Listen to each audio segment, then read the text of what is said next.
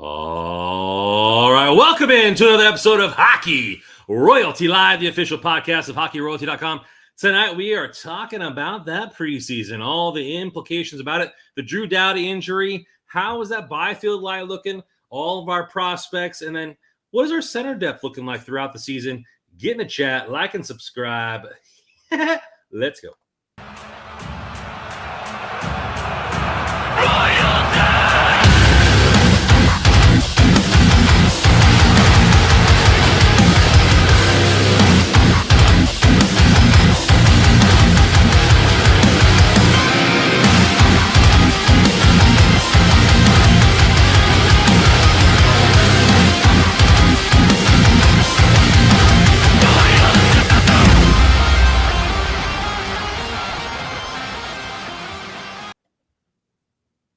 All right. Welcome in again, fans. Hit that like button on your way in here, and then sit back and relax because we got a good show ready for you.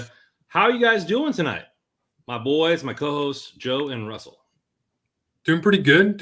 It's been a long few days at the Kings facility, I feel like, especially today. Lots to talk about. Looking forward to diving into it. How you doing, Joe?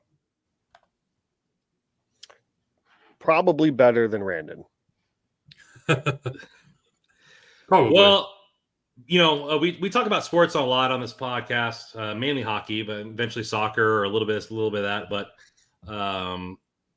many longtime viewers know that I'm an A's fan. Obviously, you can tell by my gear. And today was a brutal day, and I wish no fan or fandom to go through this. But many people know or won't know or care that this is the end of an era because they're not A's fans, but I care. In the Oakland A's, they played their last game at the Coliseum. Now, the uninformed might brush this off like a janitor taking a broom to the back step of the door that nobody have walked through. But this is more than just a story. Since the inception of 1968, the A's have been a steady fixture in the East Bay and a steady fixture in my heart. From Raleigh Fingers to Reggie Jackson, Dave Stewart, Mark McGuire, Jose Canseco, and many more, every visit to the Coliseum has felt like home.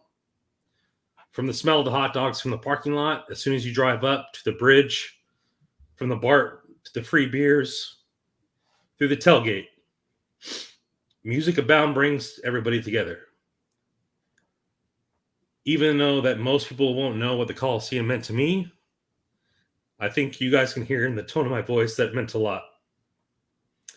The A's have always been a staple in my life, no matter how much I've tried to deny the future to come. Today has made me realize that Oakland and the A's matter more than just that. Not to me, or not just to me, but to everybody else. You know, I'll never be able to take my family to the Coliseum. I'll never be able to take my kids or my friends or my nephews, not just to see the Oakland A's play, but to visit one of the best stadiums in all the MLB. To show them where I watched my first game, to tell them about times past, to take a photo with them as soon as they walked on their field in their little A's cap. Just like I did when I was 7. I'm so grateful for history, society, love, family, memories, baseball, and community at that field. But it just got ripped out of my life and the fabric of all of history as soon as it came in. All that has to do with one person.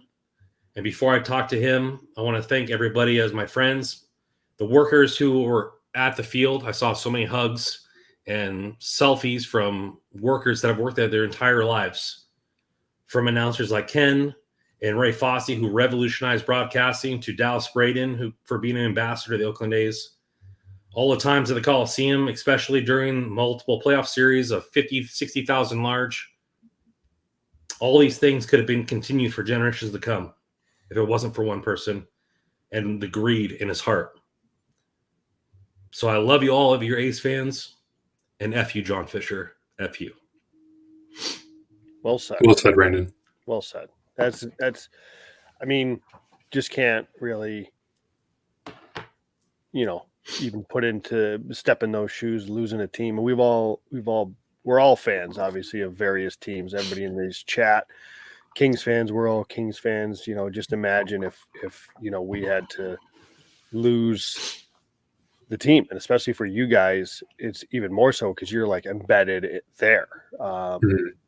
to have to cheer for somebody else or to just lose, to have it taken out from under you.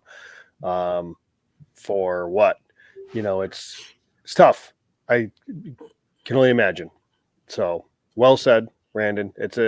Honestly, and I'm a Yankee fan, but many battles with the A's over the years in playoffs. And I mean, I watched the clips, watched a lot of stuff on Twitter today, and it's tough because, I'm obviously not an A's fan per se, but they're a staple in MLB in my lifetime. So it really does suck to see this happen. So well said, Brandon. And unfortunately, it just sucks. Well, what else sucks is our injury to our prime happy-go-lucky defenseman. With an injury just looked like the introductory to a horror film as he goes into the boards. But Drew Doughty, ankle injury, it looked tough with him as soon as the impact, as soon as him coming off the field. Obviously in our thumbnail, if you're watching on YouTube, just it's puzzling. Just a season with so much hope in our last podcast gets crushed with the injury there, and hope is not lost for the season. Let's just say that for this to start out, but that's a big blow with a major juggernaut piece. Let's start with Russ. What did you feel when watching that live, and then how is that kind of gestated into the following day? I'm not gonna lie to you guys. When I saw Doughty go into the boards and him holding his ankle, I threw my phone against the wall. I was so pissed. You just knew right away that this isn't good. It was Byfield's injury in the preseason a couple years ago all over again. And like being at training camp and being around some of these guys the last few days or so this week, you can kind of sense there's been this kind of change in morale from a lot of the guys that are continuing on from last year coming back into this year. And you got a lot of the new guys that are kind of now being embedded into this locker room. And you can sense by a lot of the guys they're taking on this ownership to kind of remedy a lot of the troubles and struggles and everything that went wrong from last season and show that was a total fluke. And the one player you can tell that was totally leading that charge was Drew Doughty. Like all the physicality, you can tell. Like I talked to him after one of the scrimmages and he was just glowing. Like he loved everything that was happening in training camp. So to see him go down like that in a preseason game, it's awful. And like Brandon said, like you said it best, this isn't lost hope for the season. We'll talk about like players that will be able to step up but for a player and a warrior like Drew Doughty to get injured like that, and we don't know the extent of the injury, but sure, it's probably going to be some time. But for him to be lost now for first few months or whatever of the season, it's a tough blow. I know, like you said, it reminded you the actual injury itself of when Byfield got hurt. But I actually thought of the Kopitar injury, a decade ago or 12 years ago, right before playoffs. And it's just like you knew this was bad. And it had the feel of like, all right, the guys are going to rally, they're going to be competitive, but they can't win. Like you can't win without Kopitar. And I obviously hope Drew Doughty is not going to be out for the season. We're all holding our breath to see what it is, but that's the feel it had for me. Like they'll be competitive, right? They're going to be a team. They're going to come together. They're going to rally around it. They could probably be a playoff team or at least in contention, but like any hopes of anything beyond that are virtually dashed without Drew Doughty. He's that important of a player. I mean, his kind of resurgence or resurrection of his career, he had a couple of down years there where things weren't going well, but he has been incredible these last couple of seasons. He's been, more or less the Drew Doughty of old, and to have that now he's hurt, it just is a huge blow, and it's a huge blow. Like that's an on ice blow. He plays all situations. He's a horse. He was one of the minute leaders in the NHL. It's a blow off the ice in the locker room. It's a big loss. So obviously it is what it is. You have to move on. You have to go next man up. We'll talk about what the D-core is going to look like. But there's Well, no. let's get into that, Joe, right now. Let's get Sure. into that, Joe, right now. So, as we know, right now, there's a high probable fracture within the lower half of Drew Doughty. It's ankle or lower leg, which means 2 to 4 months. Most likely December, January, if that's all that it is. But if it's tendons or if it's soft tissue, it could be more than that. So right now we're looking at easily 2025 when Doughty's coming back. Okay.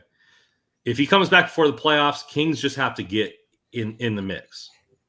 So how does that happen? What do the lines look like? Russ, what do the lines look like today at practice? And then we'll go, how does that kind of go forward? Yeah, there really wasn't much change. It's kind of hard they weren't really doing much in terms of like team rushes and drills, but there were some defensive alignments and stuff like that. But you kind of look, they kept the same bottom two pairs together. It was Edmondson and Clark, Gavrikov, Spence, and then they had Mikey Anderson paired with Burrows and Andreas Englund paired with Joe Hicketts. And the way I shared it online, it would make it seem like maybe like Mikey Anderson's the third pair. It's kind of really hard to really tell. But so especially with Hiller, you don't know how they're going to deploy the lines or whatnot. So it's hard to say. It feels like there's really no top defensive pair now for the Kings. Like when Drew Doughty's healthy, whatever pair he's on, that's the top pair, right? He's going to play every minute, whatever. But now you have this right side that's now full of two really young players in Jordan Spence and Brant Clark.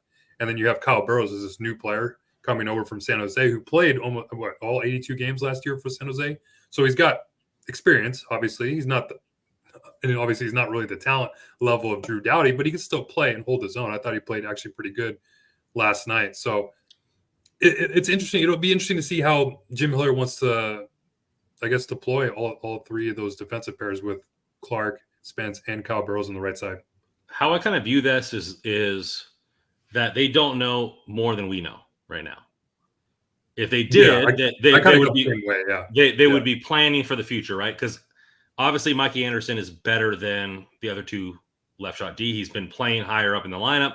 They rely on him more in hard situations. And I don't think they rely on Burrows in the same aspect as Mikey Anderson. So right now, the fact that they just, hey, let's just substitute Doughty because he's not at practice seems to me that they're waiting to see the full extent of the injury. Whether it is in fact a fracture because it was just a basic x-ray, or is it just a high ankle sprain? Is it just whatever it is? Because we don't know. So instead of Hiller saying, hey, we're going to move on without Drew Doughty, these are the new lines, this is what we're going on new pairings, we're saying, hey, we're going to keep the pairings the same. We're going to wait to hear further about Drew Doughty. We're going to put Burrows in there and let's move forward. That's kind of how I took it. So it's kind of optimism on the side of Jim Hiller. Or Joe, is it for you? Is it, hey, let's get these guys because they've already been paired together. Let's keep them together.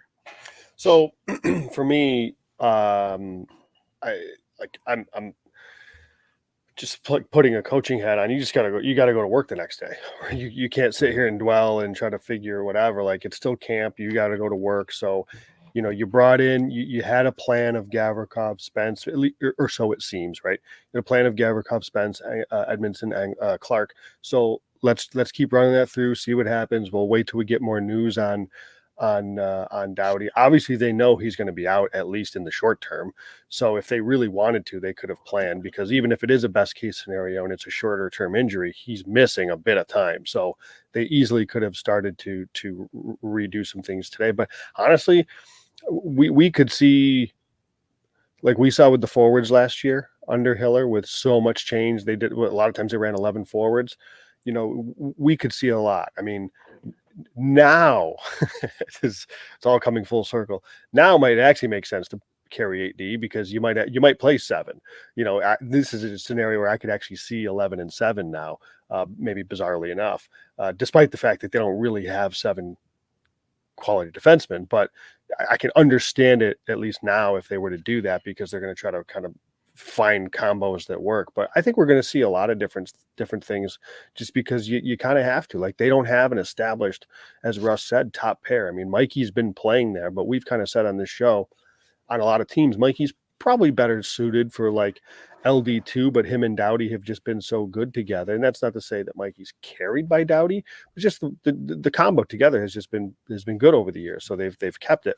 You know, how Mikey plays away from him and who his partner is, right? Maybe Mikey could be awesome next to a Jordan Spence, right? It'd be a hell of a pair, right? Maybe Mikey's awesome next to a Brandt Clark, and we're probably going to see a little bit of all of it, just because I don't think there's going to be a set it and forget it 6, right? With an injury like this, you know, this, no disrespect to anybody else, this is not a bottom pair injury where you can kind of just plug. Like, this is going to be something where it's going to take a little bit of creativity. I'm sure we're going to see a lot of different combinations. So I don't read much into the pairings for today, I guess, long-winded way of saying, just because I just think we're gonna see a lot of different things because they kind of have to.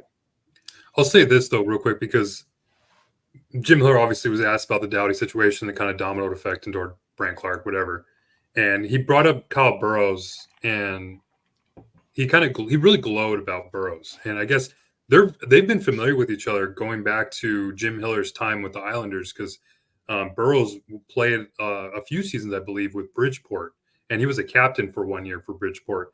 And he said when the Kings acquired Burrows from San Jose, he said he got texts from former players saying, like, glowing about this guy and Burrows. And I was looking up his stats. He played 73 games last year with San Jose. He was obviously a terrible San Jose team. He was a minus 42, but he averaged over 19 minutes a night in ice time. So he can hold his own in terms of ice time.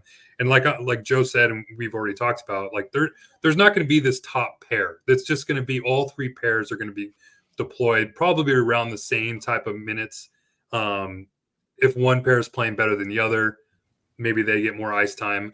Maybe they will see like more Brandt Clark, even Jordan Spence situations, that they're really kind of hunting for offense. Because I mean, I'd see times in scrimmages where I'd see Brandt Clark paired with Drew Doughty in certain situations when they're looking to really generate a lot of offense. So yeah, we've seen Jim Hiller in the short stint that he had last year, how he was willing to mix and match the forward lines. I'm sure that's what we'll be seeing a lot for the start of the year defensively.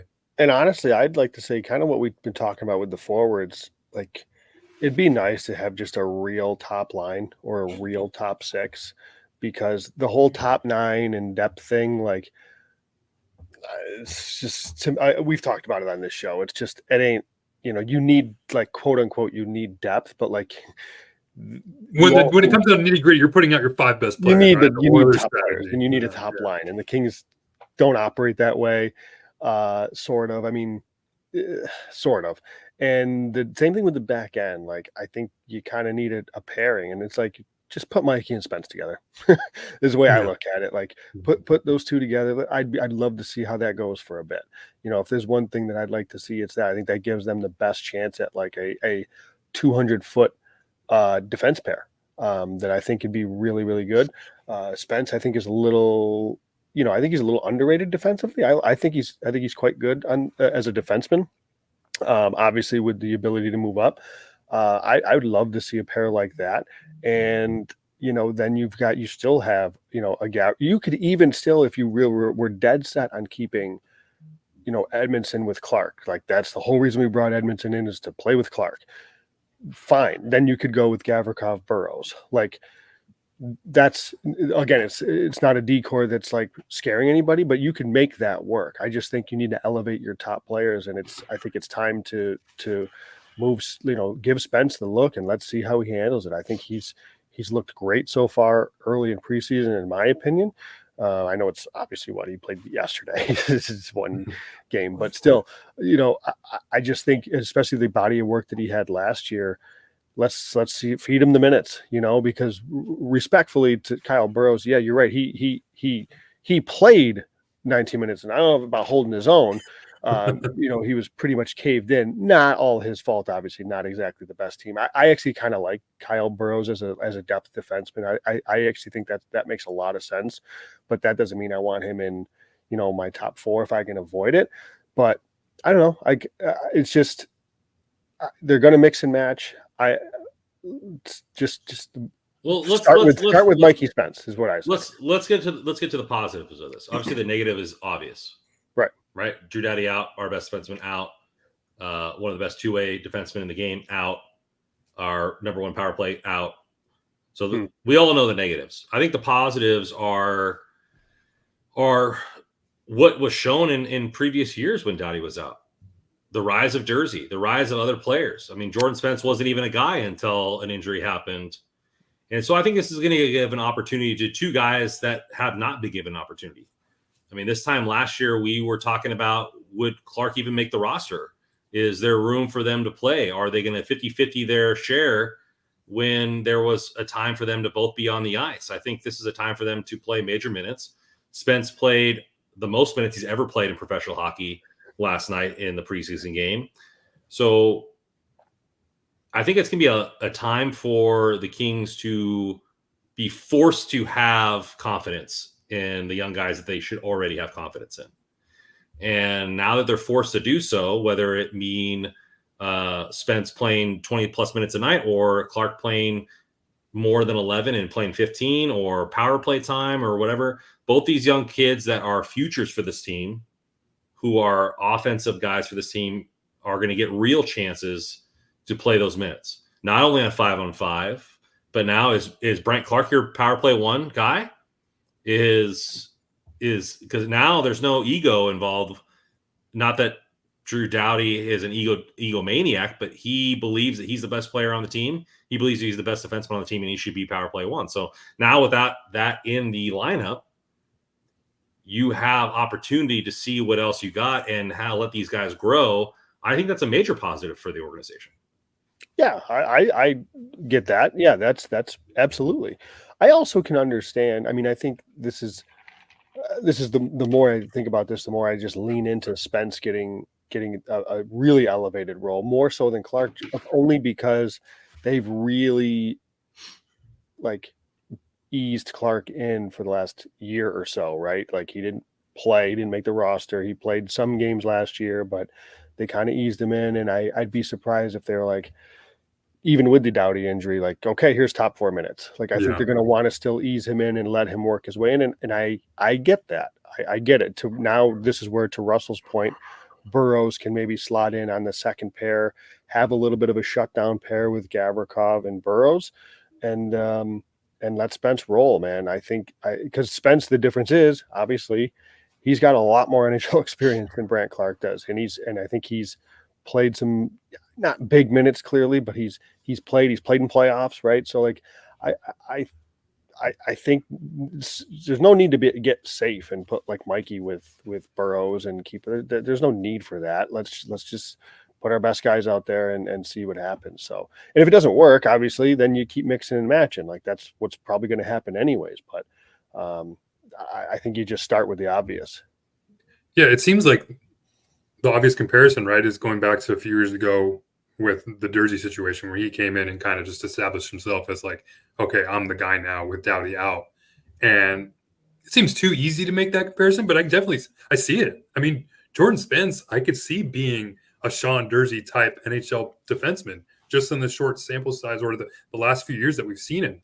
I mean, you look back to last year, if he wasn't paired with Andreas England, or when he wasn't paired with Andreas England, he had some of the best numbers on the team. Yeah. So now that you actually get him away from a defenseman like that and possibly pair him with a defenseman like a Mikey Anderson who can actually hold his own in his own defensive or on his own zone, I love it. So, yeah, from the positive standpoint, I think this is Jordan Spence's time to shine. Agreed. Because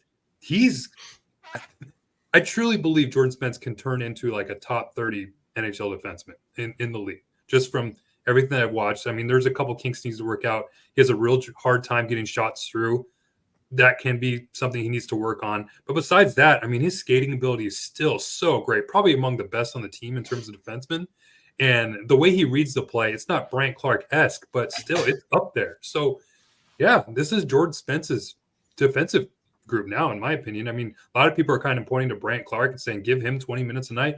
No, that's taken away from Jordan Spence. We talked about even before the season started, everyone was saying, give Brant Clark. This is Brant Clark. I'm already upset, Russ. I don't need you to make me more upset. And I'm not, but I'm not trying to take away from Brant Clark too, because we still wanted him to come in and play 13, 14, maybe minutes a night, get the power play time so he can be Brant Clark.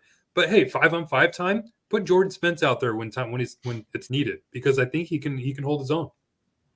I agree with you there. I think Jordan Spence has shown it, and he should get the first crack at RD1.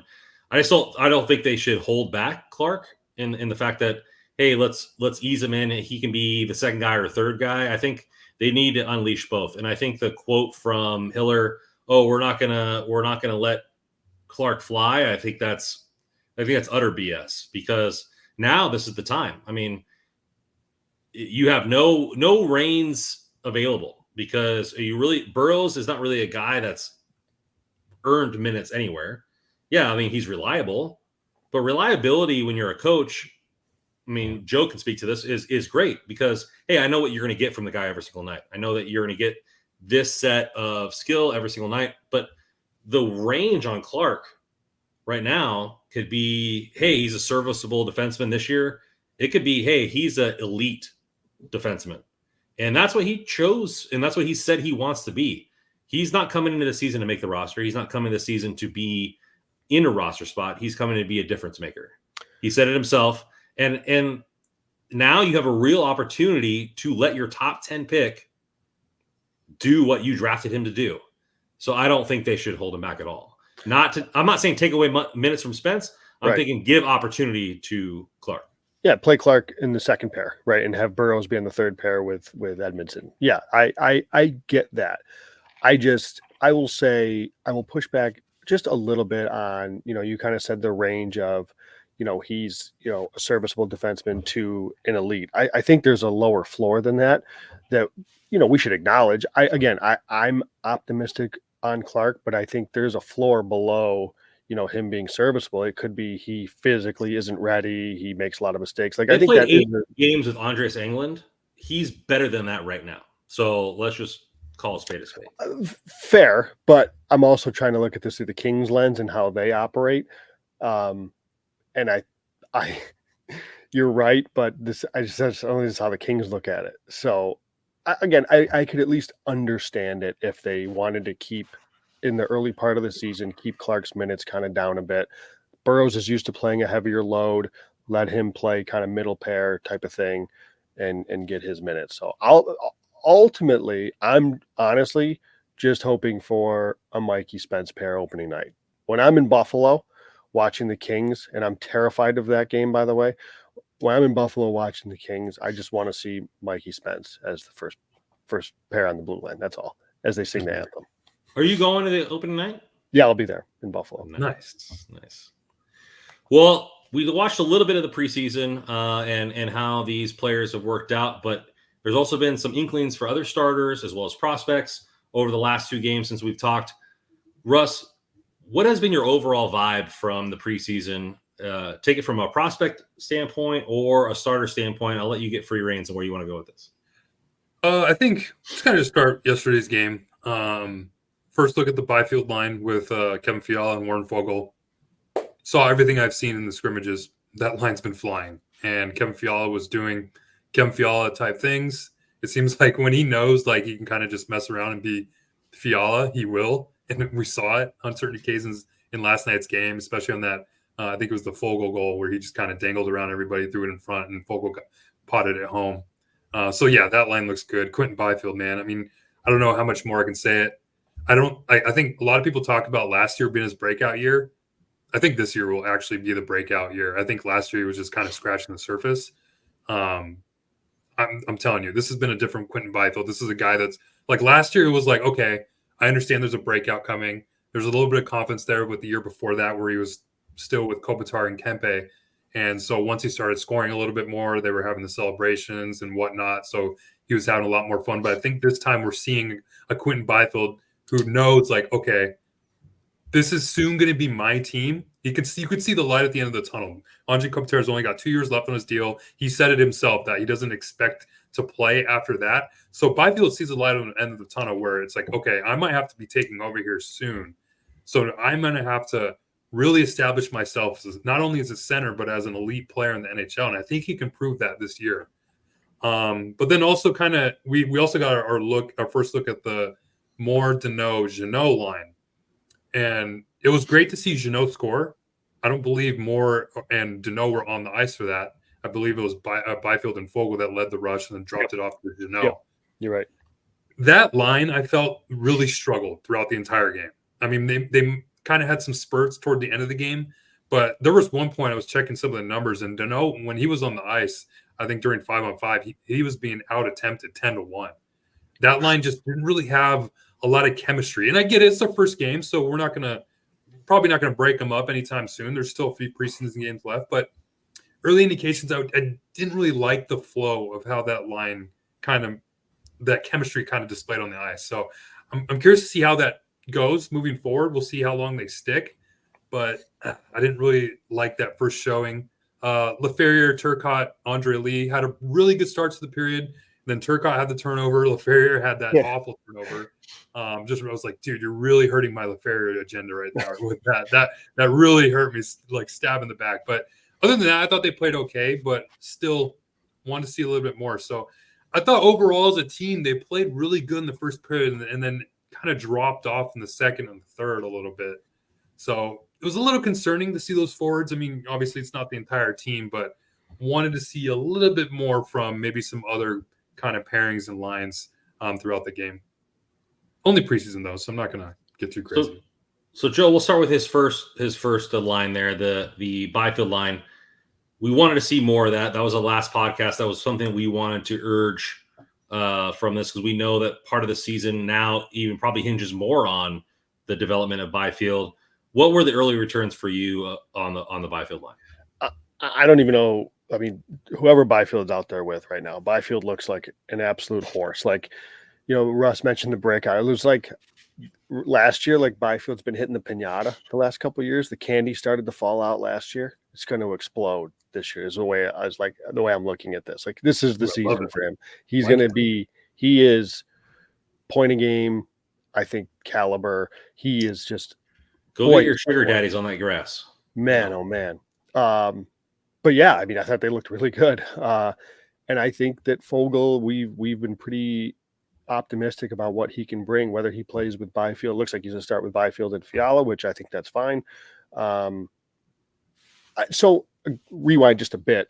Again, I still think I'd love to see them just load up, put Kempe with QB and Fiala, because I just don't know how much Fogle scores. Like, I maybe he will, right? Maybe he will. But this whole, like, I want a line that's going to just utterly dominate.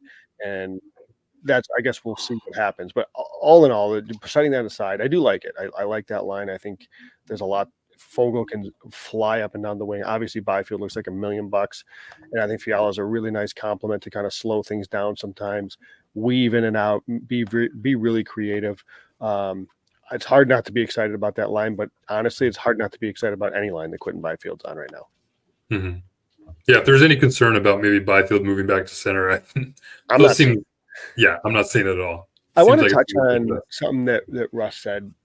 And maybe we haven't talked about it enough, or maybe, I also don't want to overrate one game like Russ said, but we can talk about it in a second, because talking is what we do here at BetterHelp.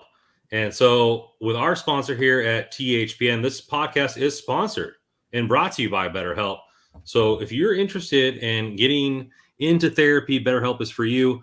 We're always learning. We're always adjusting and learning new skills, learning how to cope with new things, learning how to cope with your team getting ripped out of the Bay Area and having to realize that baseball is no longer a part of your life. It's also able to help you learn with new coping skills and trauma. So if you're thinking about starting therapy, give BetterHelp a try. It's entirely online, designed to be convenient, flexible, and suited to your schedule. Just fill out a brief questionnaire and just get matched with a licensed therapist, or switch therapists at any time for no additional charge. Rediscover your curiosity with BetterHelp. Visit BetterHelp.com/THPN to get 10% off your first month. That's BetterHelp, HELP.com/THPN. So what do you want to talk about there, Joe? I wonder stylistically the fit of Tanner Jeannot with Moore and Deneau. And I guess the reason I say that, I think in theory it's like, oh, this should be just fine the way they skate, kind of north-south. Jeannot's going to get it on forechecks, da-da-da-da. But like Arvidsson, A, he was right-handed, right? So there's not three lefties on the line. But B, Arvidsson's a playmaker. Let's not get it twisted. Yeah, he was like willing to roll his sleeves up, getting corners and all that stuff, but that he could make plays. He was a great passer. He obviously could finish. He's had a career where he's put pucks in the net. So, where Jeannot certainly brings the work rate that line has historically brought. Does he have the actual offensive creativity that a Victor Arvidsson had? I don't know. Well, I'm certainly he doesn't. But does he have enough, and can that? Doesn't mean the line can't still be successful. Doesn't mean they can't find their way. They very much can. It's just I wonder stylistically, the replacing Jeannot, replacing Arvidsson with Jeannot those are different players. It's already been noticed, and Jeannot has said it in interviews that he already said that Jeannot is not right-handed. So, like typical plays that maybe he would think or react to, knowing where he needs to put the puck for Arvidsson, the puck has to go to a different spot, and then they're different players. So it's already been said from Jeannot, the center of that line, that the line is different. It's not neither good or bad so far. It's just different. Sure. And so how they play, how they think about the game, they're still learning that kind of thing. It's still early. Where early returns on the Foegele Byfield line are all positive at this point, in my opinion. It's just a little working over this kind of thing. And will that stay throughout the season? Who knows? Probably not, because Hiller likes to blend things up, but it's already been recognized by the center of that line that, hey, this is different. We're adjusting. We're learning how to play with each other. So the transition isn't as smooth as maybe we thought it would be. Yeah, it's okay. Sorry, there's a couple plays. There's a couple plays last night where, like, Jeannot, the puck would be rim around the boards. It would come to Jeannot, and maybe Victor Arvidsson would maybe turn away from the boards, maybe look to make a play. Jeannot would just kind of throw it back around the corner and try to find someone else. It wasn't really like, okay, I'm going to turn, keep the puck possession, and try to make a play. It was more like, okay, let's get it back to an open area and let's go hunting again. Yeah. So it's like that kind of stuff. And like you said, Rand, it's like it's still early. We'll see if they can kind of work the kinks out. But I just don't see those three clicking throughout the preseason. I don't even know if I see them starting the year together. Like, I think Holden here said it best. Like, I'd be curious to see if Foegele would fit more on that line with Deneau and Moore, which I would love to see. I think Foegele fits kind of better in terms of pace. But if we're talking pace, I would love to see Akil Thomas there, or even Alex Turcotte there. Like, I think Turcotte's maybe more suited for the fourth line as a center role. But Akil Thomas, just in the small sample size we got last year, I thought he was great. He was willing to go to the net. He was making plays. And I think just as far as pace goes, I think he'd be able to keep up with Deneau and Moore. And then you can slide Jeannot down to the fourth line, where I think he might be a little bit more suited to play Tanner Jeannot type hockey. I think Akil Thomas is a better comp stylistically to Arvidsson than Jeannot is. I mean, Thomas has, again, the willingness to roll his sleeves up, get dirty in front, go to the corners. He's a right shot, but he's also got skill to him. He's got a hockey brain. He's got an offensive brain. He's got a playmaking brain, which is why we've seen him excel in power play situations in the bumper. You can't play the bumper without a processing brain willing to kind of slow things down. He can do that. He can make plays. Whether or not he can get up to that level, there's also a big jump from where Akil Thomas has been to what Victor Arvidsson has been. So not to say that they're a like for like, but stylistically, I think there's a better fit there than Jeannot. Agreed on a couple fronts there, Russ, that Turcotte, who I think has looked quite good here in the early days, I think looks quite comfortable as a fourth line center. And while I think he can be somebody that is effective on the wing, let him keep rolling out here. He's playing well. Let's just keep that rolling. But Jeannot, I think, would be a perfect fit next to him on the fourth line. And again, what if we flipped it to another? What if we flipped it? Okay, because I think that if you're looking at a shooter and a scorer that's needed on the Jeannot line, what if we bring Laugh down and have him be the shooter? He obviously is comfortable shooting the puck. He shot it a couple times the other night in the preseason. Has looked eager to right the wrongs of last year and hit the conception that he can't score. But the first line is used to a puck hound. The first line is used to a guy like Iafallo, like Byfield's role last season, a guy that can go and hound the puck in the corner and do the dirty stuff and pass it to Kopitar and Kempe. What if we just flip Jeannot and Laferriere and kind of give something different to the line that maybe that line needs. I don't know that Jeannot's much of a playmaker, though, much of a passer. Like Fogle, I think, could play that role exactly as you're describing with Kopitar and Kempe. I actually think Fogle can play a little bit that style. I don't know. Like, again, Jeannot can bring the north-south. He can bring the corners. He can bring the forechecks. You know, he's got a shot if he can get it off. I don't know that there's a whole lot else there from an off, because what it is, a lot of it is what Russ said before, where there was plays where it'd come up the wall and he just rim it back. That's a play that's not, there's no processing going on there from, you know, in terms of like looking to make a play once you get the puck. And a lot of times that happens before you get the puck, you know, and not to say he's not scanning the ice to see where his pressure's coming from. And I guess I'd have to look back at those actual plays to see maybe he had to do that. But I don't know, like, to me, that's an offensive that kind of comes instinctively, where you're reading the play before you get the puck. It comes to you and you know, I'm going to spin off this way, I'm going to protect the puck this way, then look to make a play. And I don't know that that's in his tool set. And if it's not, you can't play on the top line. Yeah, I mean, I've said it, like, as much as I love Laferriere, I'm a little bit concerned of him starting on the top line.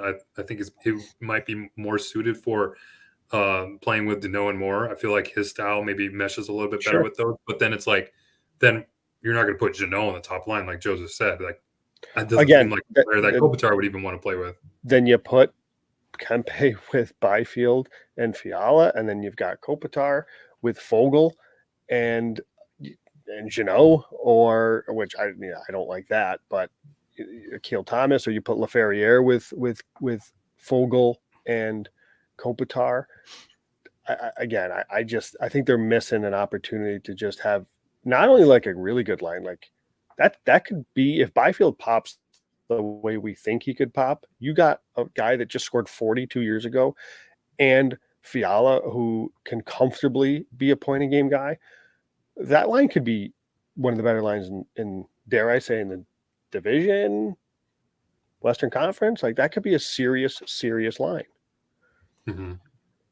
So let's go to the next phase of Russell's initial statement, which is the rookies or the young bloods here that we talked about two episodes ago, or last episode with the young guns. Seeing that we would need that to go up. We would need their production to go up. And Turcotte so far has done nothing but impress in the preseason. He's looked great in every situation. Where do you think his starting point is for the roster this season, and where do you think his potential is now that you've seen the early returns? Yeah, I think it's been a great start for Turcotte. I mean, he had that one flub last night, a little turnover, kind of led the other way. But besides that, yeah, everything's looks great. He's been carrying his line in the first game against Utah. I thought he was one of the best players, if not the best player on the ice for the Kings. So for a young player who all we've been talking about really was his health, and to be able to show that he can play a full season of hockey. I think he did a little bit of that last year. It wasn't really obviously it wasn't in the NHL, but he did that with the Reign. So he's coming into a year now healthy,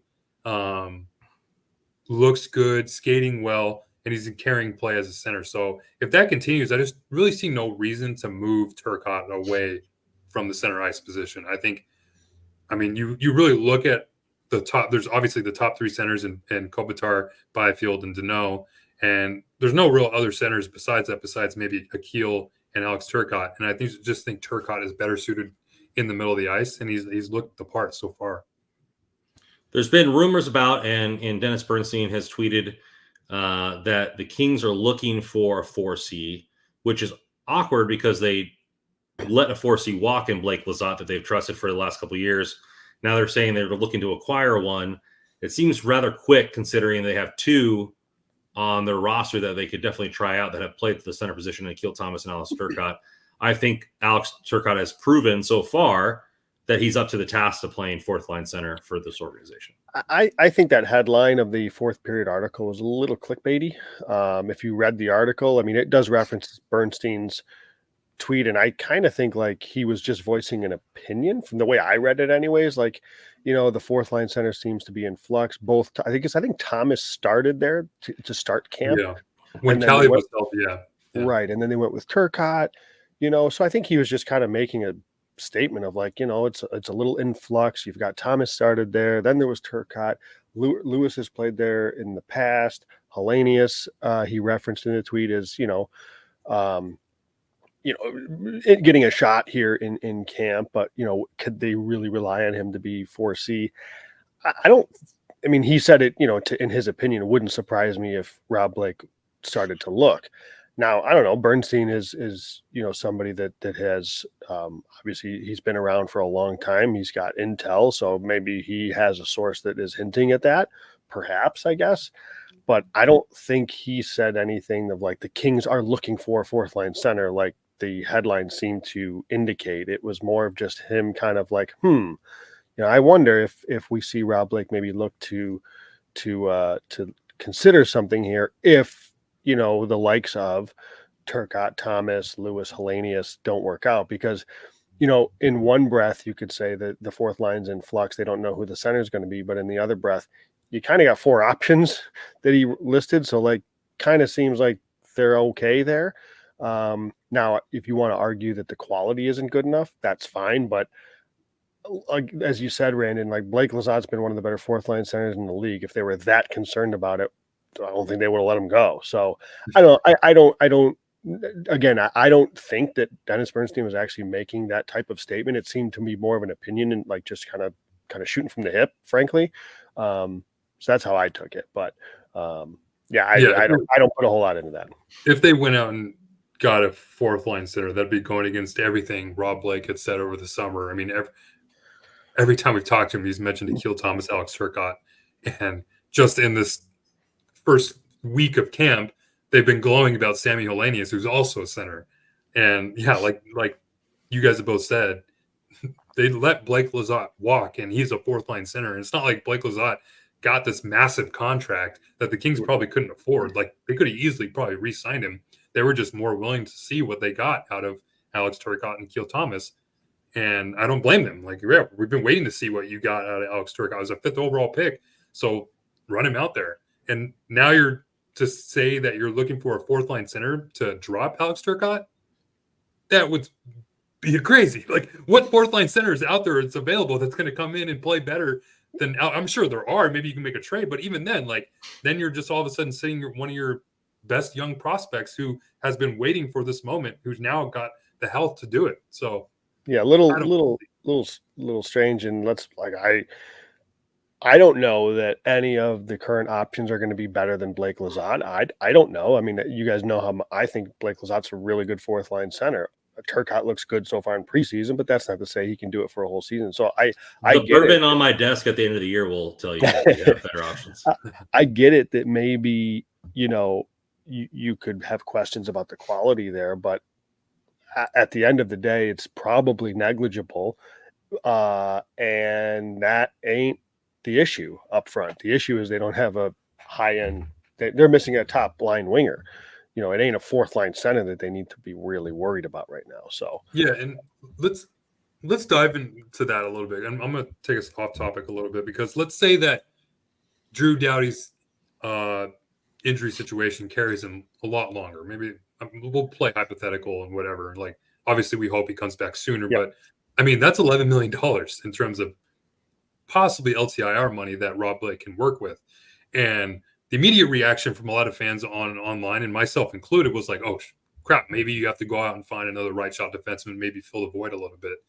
But you kind of look at the depth of the defense. There's a lot to work with in terms of, like, I mean, not overall quality, but Kyle Burrows played some games. Caleb Jones is available. Jim Hiller today even mentioned that if it needs to be, they'll move a left shot defenseman to the right side. I hope it's not Andreas Englund to save Joe Rennie.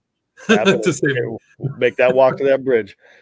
Yeah, to save Joe any trouble. But yeah, like, if let's say that injury does have some length to it, I would say, like, go out and use that money to get that top line winger, or at least try to trade for a scoring winger. I know you're not going to find any, obviously, in the free agent market. There's not any available, but I mean, it's something that Rob Blake's going to have to consider. I actually disagree with that. I think I get it. I guess it would depend on who that player is. because So let's look at some free agents. Let's while throw some names you're there. doing that, Randon, I want to Make your point. my reason is they're not winning without Doughty. So going and getting a scoring winger is moot to me. If I am like I actually we can't do a little Vegas LTIR, just the ankle. but Vegas had Petrangelo and Theodore. They were pretty well stocked on the back end. Like, so it's not the same scenario. Like, I think if the Kings were going to go do something, and listen, with $11 million, you could potentially do multiple things. But let's remember, they don't have a lot of assets to trade to actually do that. So that's the other thing that you got to consider. What are you actually trading? They don't have a lot to trade. So I don't know. I actually don't think I would spend unless it's for a guy with term that is going to be here. But I'm unsure on that. Like, I actually would much prefer that they go get a defenseman, because I don't think the defenseman's good. Whatever. Their left D is their left D, I guess. So I think their D needs improvement anyways. But I don't know. I don't know if I do it, because I don't think it matters. I don't think the loss of Doughty, if it's season ending, like, I'm not gonna say mail in the season or anything like that, but I'd be very cautious of what assets I'm spending to try to win this year, because you're not winning this year without Doughty. Makes sense. Yeah, and if obviously we hope he comes back earlier, but if it is a longer term injury, like, this isn't a time to go out and get a right shot defenseman to play above Brant Clark, right? Like, sure. And that was my whole reason. Fair. If you get money to utilize, go out and find a winger before you go out and get a defenseman. That makes sense. I get your point, Joe, too. Like, if Doughty's out season ending, which we hope that's not the case, hopefully he comes back maybe around January. You also have to insert him back in the lineup, which means choosing dates. Which means inserting his money back on the salary cap too. It's not like it's just gonna be free money to use. So it's a tough situation for Rob. I don't know. I mean, say the Maple Leafs don't do well this year, and Mitch Marner just needs to find a new home, and Drew Doughty is available, April 15th, right off LTIR. I think that all could work out for when you put people. It that way, Randon. You put it that way, it all could work out. Sinbin Vegas said, "Hey, the Vegas Golden Knights found a way to do it every year." I mean, the Kings could maneuver that around. I think it lends an opportunity for the team. Young Guns was our episode last week, and we said how much the season depends on them. I think it allows not only in the back end for them to had to have more faith in the young crop, but in the forward group as well, because not that it's a free season, but it almost seems like a false start in football where, hey, we get to see if this guy's running deep downfield and I get a free shot to throw it to him.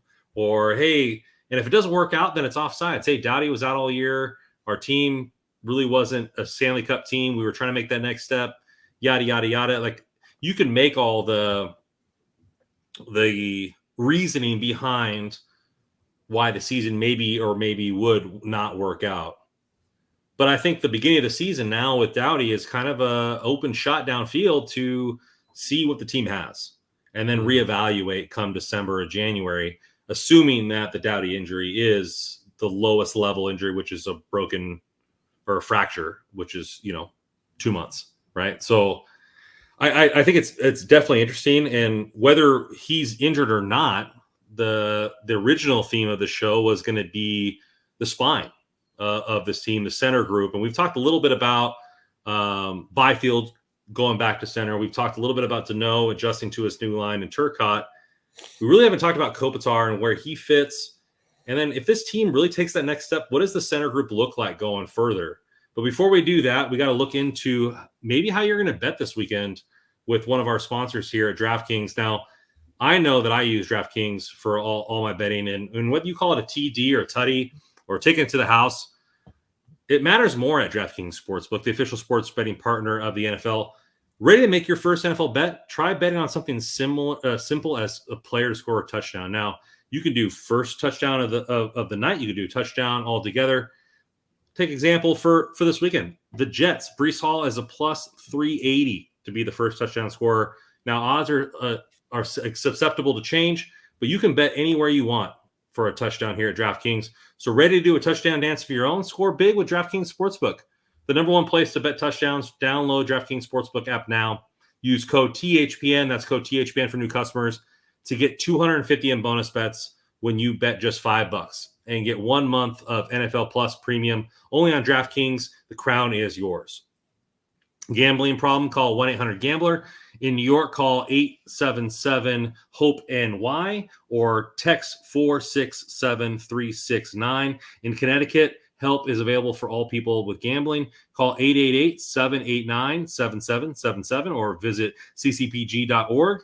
Please play responsibly on behalf of Boot Hill Indian Casino in Kansas. 21 age eligibility varies by jurisdiction, void in Ontario. Bonus bets expire 168 hours after issuance. For additional terms and responsible gaming resources, see dkng.co/ftball. NFL Plus premium offer only available for former and new NFL Plus subscribers. Additional NFL Plus premium terms at nfl.com/terms. Man, that ad read never gets any easier, man. Like it's always just a mouthful. The segues get better and better, though. I will say that. Oh, I appreciate it. And before we move on to the center, I wanted to highlight Bell's comment here in the chat because I think it's a great question, and it was actually something that we were talking about.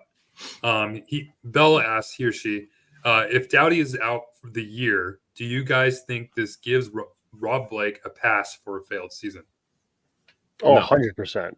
Like, I think that'll be perceived that way. He'll be given a pass. I can already picture on 32 Thoughts, which I love listening to, by the way. Freeman was he was in LA today, actually. He was there. Oh, there you go. Mm-hmm. Like, you know, in I don't know, February, right, or something like that. Or January, as we start to approach trade deadline, if the Kings are kind of not in a great spot, Doughty's out. The conversation is all going to be, wow, you know, that they suffered a tough blow with their number one defenseman going out. It's tough. Any team would struggle with that. I honestly think that will be the conversation. I think he would be given a pass by many in media. Yes. You don't think if they miss playoffs without Doughty that's like no pitchforks would be coming out to Rob Blake? Not from media, no. I think from fans it could, but those fans already exist. I think media will give him a pass. Yes. I think the opposite. But I think media gives him a pass. I think the opposite. I think this team is good enough to make the playoffs without Drew Doughty. I think they showed 2 years ago, or was it 21-22, when Doughty was injured, that they could compete without him and make the playoffs at the end of the year without him. This team is good enough up front in the forward group, if everybody plays well, to make the playoffs. I think that if this team were to miss the playoffs without Doughty, or not even be close, say they have 80 points and they miss by a lot, then it's even worse, because that is a indication that the roster that he put together, the other players that he brought in, weren't strong enough to overcome injury. And I think that one player, no matter how good he is, if the team and the rest of them is good enough to make playoffs. Now, I'm not talking about advancing past the first round or be a Stanley Cup champion, but Edmonton could make the playoffs without McDavid. Can right? They? And I think so. Okay. No, I don't. Yeah. And I don't think that they would maybe be as dynamic of a team or offensive team, but you would have somebody else step up and they can make the playoffs in the West. I think the Kings, in a player that is Drew Doughty, who is definitely our best defenseman, you have two guys who are offensive defenses right behind him. So the power play shouldn't take a drop. We don't have any defensemen that necessarily take the same amount of minutes, but they already trusted Spence to take that amount of minutes last night. So they already have a player in mind that they want to do that thing. We already have an example from a previous year where Sean Durzi, a player who everybody was out on, that because his turnovers was given the opportunity and now is making $5.5 mil from Utah because of said opportunity, and was given and traded away. And another team thought he was the number one defenseman because of said opportunity. So I think that there's always a chance for this team to make the playoffs. I think the forward group is good enough to make the playoffs. Drew Doughty is the best defenseman on this team, and I'm not going to hinder what he brings to this organization. I don't think we have a chance in hell to make it out of the first round without him, but we should be able to make the playoffs without Drew Doughty. I'll say this though, like, this is a little different. This conversation is like hypothetical if he misses the year. Bell's question. he played half the season the year he got hurt, did he not? Like Yeah. he it's not as if he was out for 82. Like I think he played 40 games. Now I don't remember the Kings record and where they were in the standings when he got hurt and went out. I don't remember. Russ, maybe you do. But this is just me asking.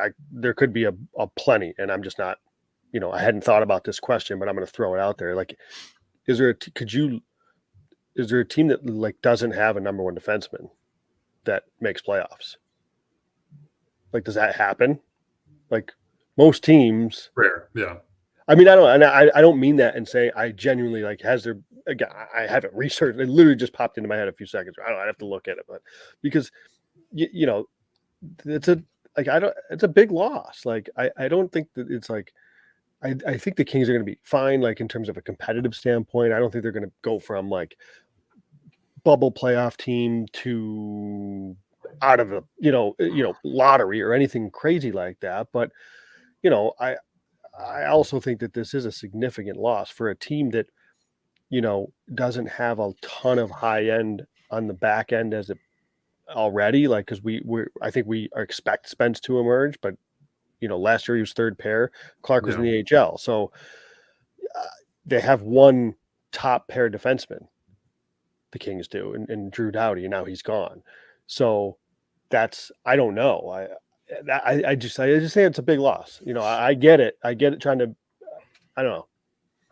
Yeah, I don't think it lowers. I mean, at least in my opinion, it doesn't lower my expectations. At least of this team at trying to win their first playoff series in the last 10 years. And I get the difficulty you're going to face by doing that without Drew Doughty, if that be the case where he has to miss an extended period. But yeah, I'm kind of with Randy here where it's like, this is the team that Rob Blake built where you're supposed to build a team with depth and to kind of overcome big injuries like this. And yeah, you're not going to overcome replacing Drew Doughty in the lineup in the 20 plus minutes a night he brings. But I don't know. You traded away Sean Durzi a couple years ago or last year, right? And he's over there making the money in Utah. Looks like a pretty solid defenseman. You kind of you're easing in Brent Clark a little bit now. We're to the point where who knows how many minutes he's gonna be playing a night this year. So it's like, I mean, this is already a management team that was on thin ice after the moves they made last year, and I don't know if injuries are good enough an excuse to give them another pass for another failed year. This has to be a year where no matter what happens, if they don't win, then something's got to change here. Well, when you say win, are you saying make playoffs or are you saying get out of the first round? Because what do you think ownership's thought is? If ownership, you know what I mean? Like, because they're not getting out of the first round. And I'll say this: like, if Drew Doughty's out, like, that you're not going to win a Stanley Cup championship without Drew Doughty. Like, I'll give you that. But Bale's question is failed season. What is a failed season? With no Drew Doughty, if you still aren't able to make the playoffs without Drew Doughty in the lineup, in my opinion, like I think that's a failed season because you've shown that you can possibly do that. Even though that Joe said like he played 40 games, I don't want to speculate or so, but we'll see. I think Drew Doughty still comes back this year, but even then, like you still have the talent up front in the forward core to be successful in the Western Conference, at least in the Pacific Division, and you have some kind of talent, not necessarily on the left side, but on the right side with Jordan Spence and Brant Clark and whatnot to be competitive with some of the teams in the Pacific Division. So yeah, I still think this is a team that without Drew Doughty can at least make the playoffs. So those would be my expectations if Doughty is out long term. Like this team still needs to be a playoff team, but I would say like maybe the expectations of like, okay, like they need to finally win a playoff series without Drew Doughty. Maybe that comes down a little bit, but there's how many more passes is this organization going to get? Yeah, like, I listen. I'm not giving a pass, to be very, very clear here. Okay, I mean, that pass was any hope of a pass was the dirt went on that, and I stomped on it with the Edmondson signing because looking back, now you don't necessarily plan for your top defenseman to get hurt, right? And when you're building your roster, I guess, but this is why you try to sign good players and guys that can play throughout the lineup, because when injuries happen, they're stuck with a guy like Edmondson. He can't play anywhere else. He's extremely limited as to what he can do, and you just overpaid for the guy, and you gave him, he's pigeonholed into his spot. And like we've talked about how Spence can move around, Clark can move around, Mikey Anderson can move around a little bit. And when I say move around, like maybe even play top pair, play bottom pair, maybe even play their opposite side. And just when you limit your upside, don't be surprised when your upside is limited. Also, this kind of give us a little bit of a hope. We were talking to Jordan Spence a little bit today, and obviously the topic about Doughty came up, but then the topic about the 1-2-2 kind of transitioning from the 1-3-1 to the 1-2-2 came up, and he started. It like seemed like he was like glowing talking about the 1-2-2, and he spoke about how he is excited for it because it gives the right shot defenseman a little bit more opportunity to be aggressive and kind of join the rush a little bit. And I remember when Drew Doughty was asked this question last year, I think it was right after the game in Vancouver about their 1-3-1. He talked about how when it was first implemented, how he was really kind of disappointed because it forced him to sit back, retrieve pucks, then pass it up ice. And he wasn't really the first one to join the rush. But now you have this 1-2-2 where there's not this like third defenseman, the right shot defenseman that usually was sitting back behind their own blue line, waiting for the pucks to get dumped in. They're sitting there right on top of the blue line, trying to like deny entry. So that way, if the turnover happens right there, boom, Brant Clark, Jordan Spence, first one joining the rush. And I didn't ask Hiller the question, but I wonder if that's maybe also the reasoning, because he had mentioned their skating ability as a team as a whole, one of the reasons. But now you have these right shot defensemen and Jordan Spence and Brant Clark who are offensively gifted. If they can have the opportunity to be a little bit more aggressive, take it. Like that seems like the easiest option, right? Love that. And I want to just piggyback a little bit off of Spence, man. You talked about his skating earlier. You talked a little bit about him earlier. Some of the decisions he makes are just so good. He had a play, and it was just a little play. Probably goes kind of just unnoticed, or seems like nothing big. But he had the puck. It's probably just past the midway point of the game against Vegas, and he gets the puck behind the net, and he starts to turn the net. And a lot of defensemen, particularly a lot of defensemen on the LA Kings, are going to just fire that to the winger that's standing on the wall. But he doesn't. He turns the net just a little bit, and then he goes soft right through his center, who's swinging, curling just at the top of the crease, like a no for a lot of people. But he just gives it, and then they can easily attack out of the zone, give it to the center. They're now coming up through the middle of the ice, and he can dictate where that puck goes.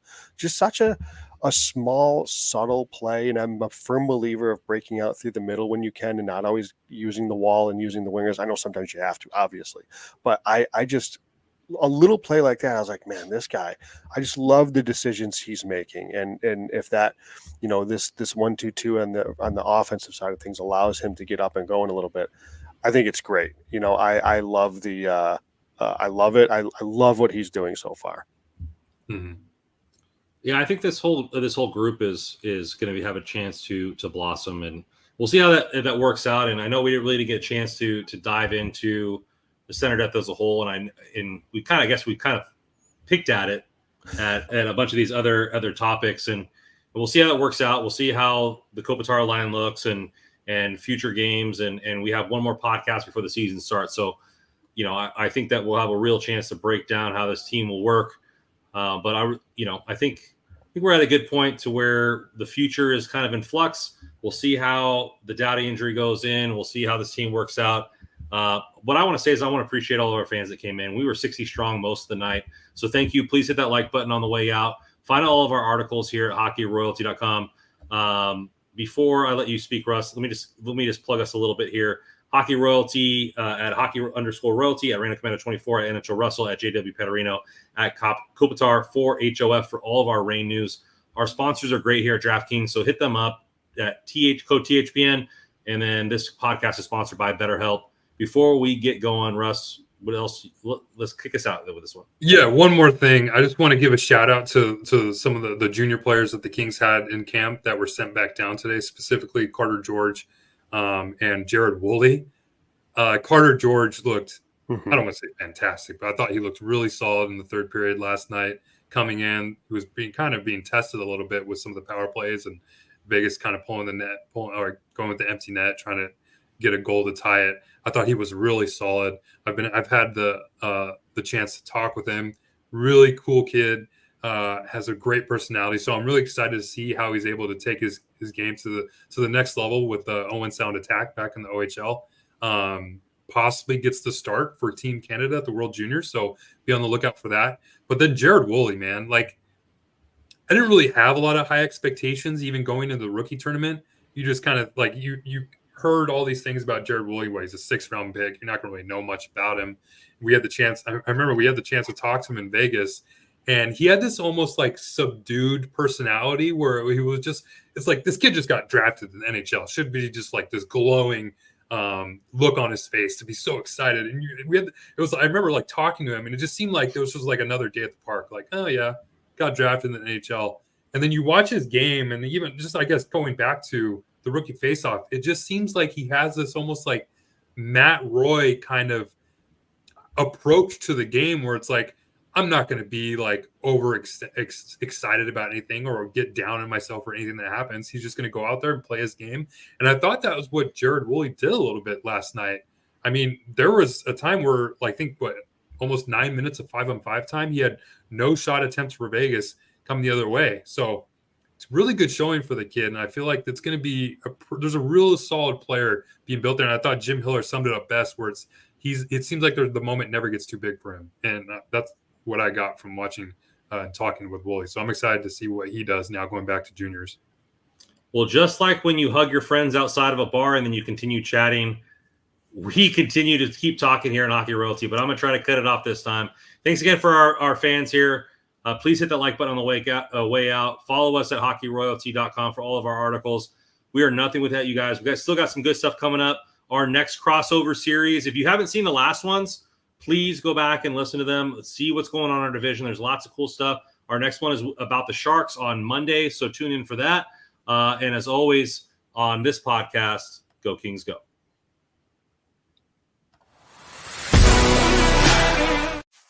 Wrong outro.